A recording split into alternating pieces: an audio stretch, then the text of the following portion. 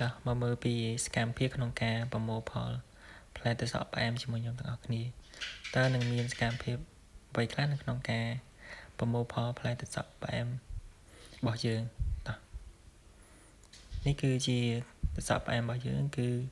ដល់អាយុនៃការប្រមូលផលហើយបាទគឺផ្លែវាតំណងមែនតើតោះមើលពីសកម្មភាពក្នុងការជ្រើសរើសផ្លែដើម្បីកាត់យកមកថាយកទៅអីចឹងថាផ្លែប្រភេទម៉េចវាទុំមើលបែបម៉េចអីđóគឺខ្ញុំកំពុងតែធ្វើការ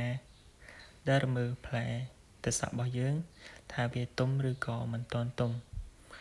បាទឃើញថាយើងកំពុងតែដើររមែនតែនដើម្បីបើយើងយកអត់ទុំក៏ពិបាកដែរគឺយើងធ្វើការផ្ចិតផ្ចង់មែនតែនទាក់ទងនឹងការបេះផ្លែទឹកសក់នេះផងដែរដោយសារបើសិនជាយើងបេះវាអត់ទុំទេរសជាតិវាអត់សូវផ្អែមអីចឹងហើយយើងត្រូវធ្វើការជ្រើសរើសមើលផ្លែវាបែបម៉េចហើយទម្រង់បែបម៉េចដែលយើងអាចប្រមូលផលបានពុកម៉ែបងប្អូន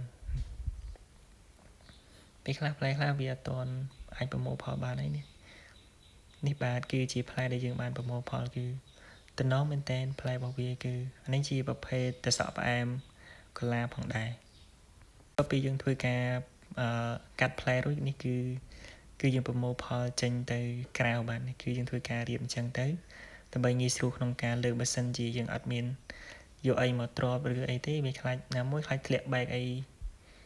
ចឹងយើងធ្វើការមានកញ្ច្រែងឬក៏មានកញ្ឆេអីទៅងាយស្រួលក្នុងការលើកចេញទៅក្រៅដើម្បីរៀបចំពីខ្ចប់ទៅកាន់អតិថិជនផងដែរតោះយើងទៅមើលការយកទៅត្រៀមក្នុងការវេចខ្ចប់ជាមួយខ្ញុំទាំងអស់គ្នានេះបាទទឹកសក់យើងគឺបានយកចេញពីក្នុងរោងហើយបាទនេះគឺយើងធ្វើការយកទៅកន្លែងត្រៀមវេចខ្ចប់ហើយនឹងថ្លឹងគីឡូចែកជូនទៅអ្នកដែលបានកំងអូខេនេះគឺផ្លែទឹកសក់យើងដែលយើងបានប្រមូលផលគឺបានមកដល់ហើយបាទពុកម៉ែបងប្អូនគឺមួយផ្លែហ្នឹងអាចជា1គីឡូទៅ1គីឡូជាងគឺផ្លែវាធំមែនទែនហើយបើរសជាតិវាគឺអែមអានេះគឺប្រភេទទឹកសក់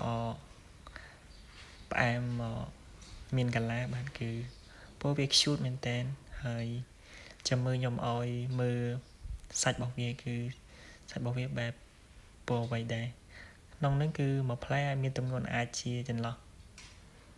1គីឡូកន្លះទៅជា2គីឡូវ៉ាវនេះឃើញអត់ពុកម៉ែបងប្អូន1គីឡូ7ខាំគឺផ្លែវាធំមែនតើ